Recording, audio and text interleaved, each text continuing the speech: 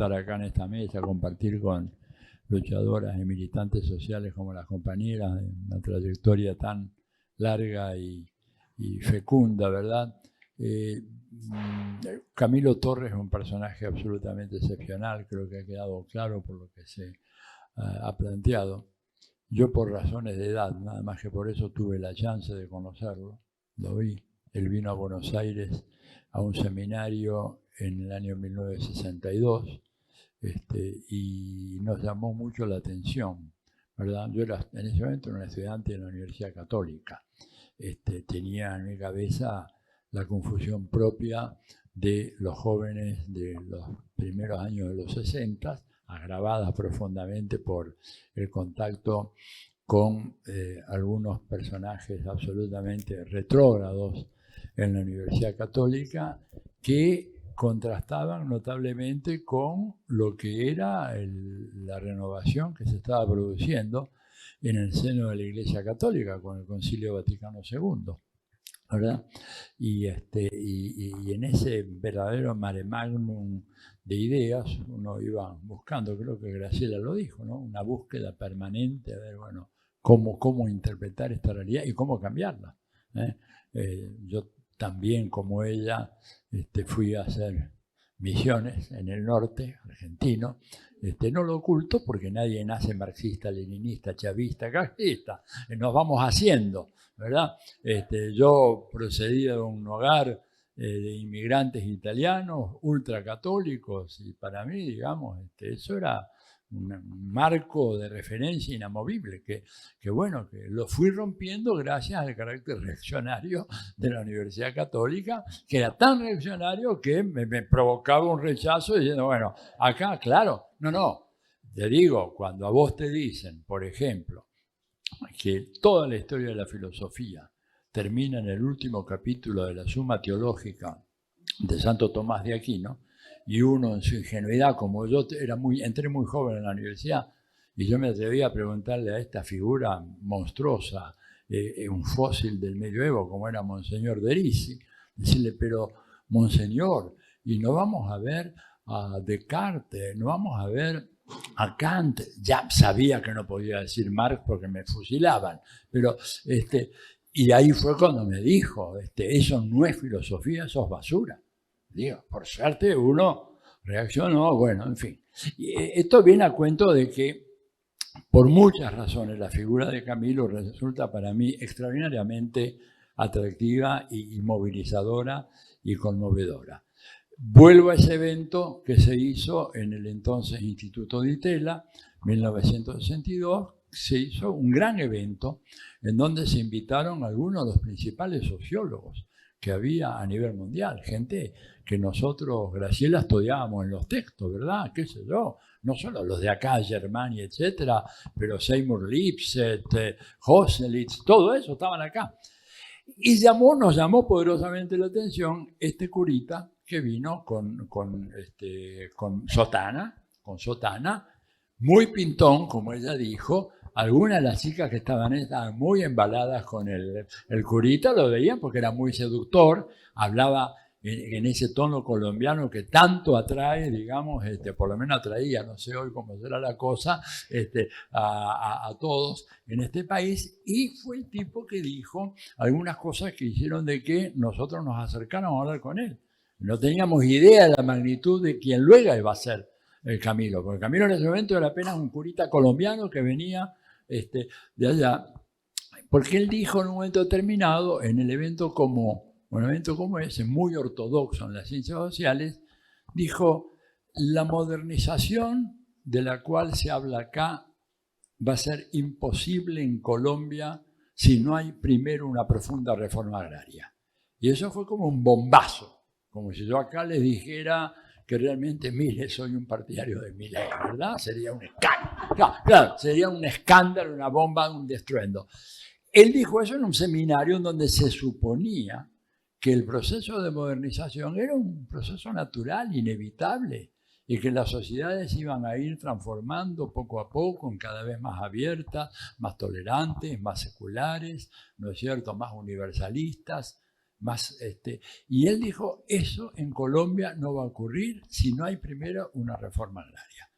Y entonces empezó a explicar el papel de la oligarquía terrateniente en Colombia y cómo esa oligarquía terrateniente además controlaba no solo por los dispositivos económicos, ¿verdad?, que sometían al campesinado colombiano, sino además de algo que nos llamó la atención.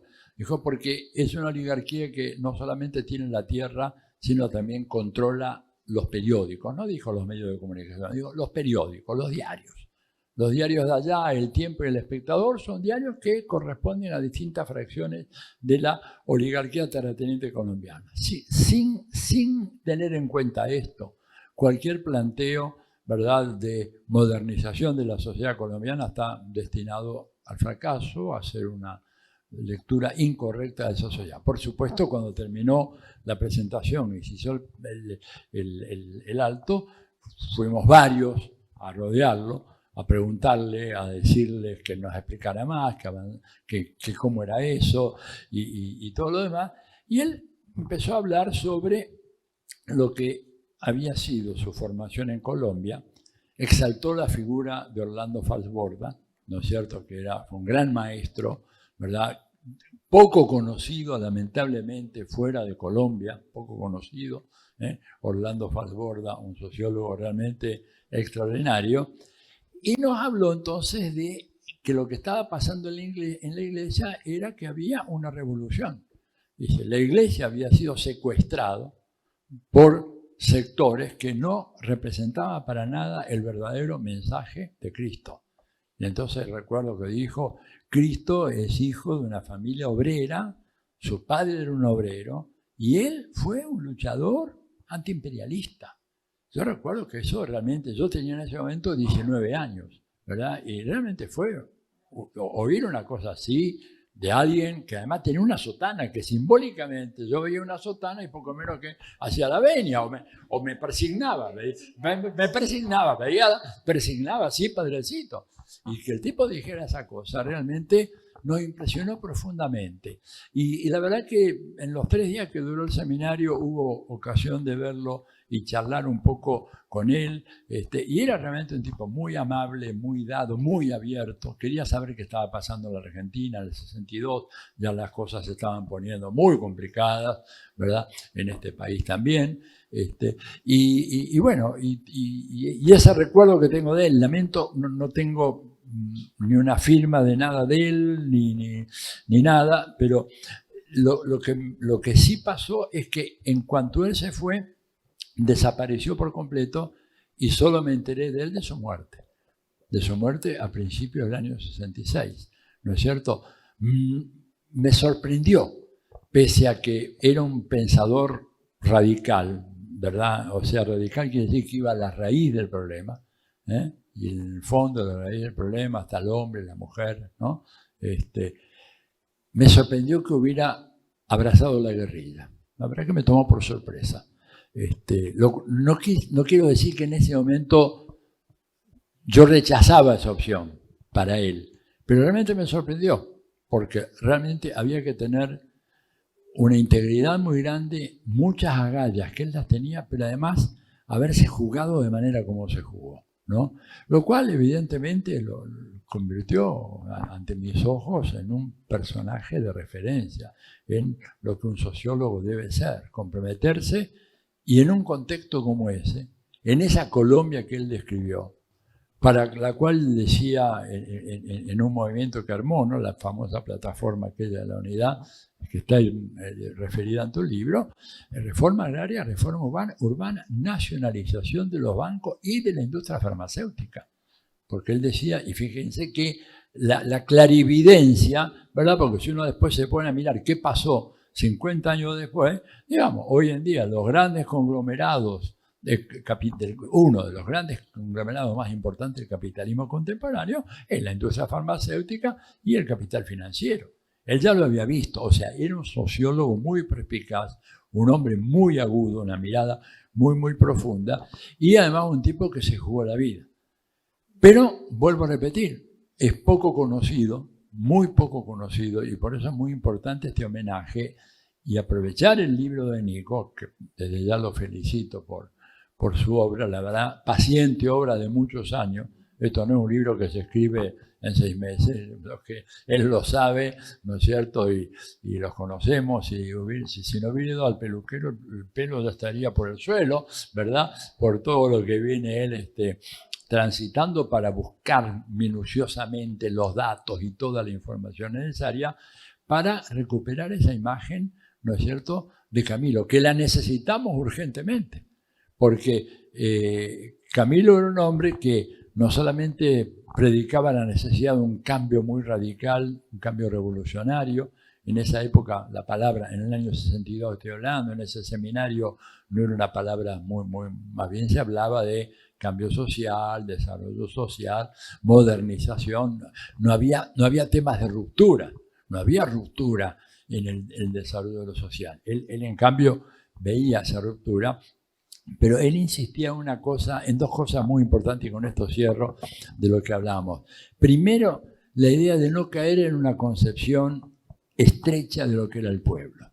Y él hacía una crítica, ¿no es cierto?, a ciertas variantes del marxismo, fundamentalmente el marxismo soviético, que reducían el pueblo a la clase obrera. Él decía, no, el pueblo es algo mucho más amplio que todo eso. Nosotros, de alguna manera, por lo menos yo, y algunos compañeros míos de la Católica y algunos también de la Universidad de Buenos Aires, estábamos tal vez demasiado metidos en esa idea de la clase redentora que era el proletariado obrero industrial, ¿no es cierto? Y él nos decía, no, dice, en Colombia por lo menos no, y creo que en toda la América Latina no, ¿no es cierto? Es decir, que era necesario tener una concepción mucho más amplia, y me acuerdo, él apeló a una cita de Lenin, que vagamente decía algo así: el proletariado ruso no puede hacer la revolución porque es un sector minoritario en un océano de pequeña burguesía campesina.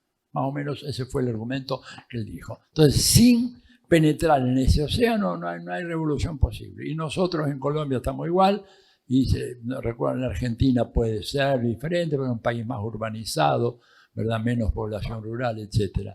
Eso es una cosa. Y lo otro, lo insistente que era en el tema de la unidad. Dice, el problema gravísimo que tenemos en Colombia es la falta de unidad de las fuerzas que queremos transformar en una nueva Colombia. Por lo tanto, el imperativo fundamental para poder acabar con este orden social tan injusto es dar la lucha por la unidad. La unidad y la unidad. De alguna manera, antecediendo lo que el Che diría un par de años más tarde, ¿no es cierto?, en relación a este tema de la unidad, y por supuesto Fidel, y por supuesto el Che. Pero él me llamó la atención como lo planteó claramente en ese evento académico en el año 62. Bueno, termino acá. Muchas gracias, felicitaciones a Nicolás por la obra, acá a las compañeras, no solo por estar presente acá, sino por la lucha enorme que todos sabemos que han estado haciendo ahí en el seno de nuestras sociedades. Así que bueno, muchas gracias.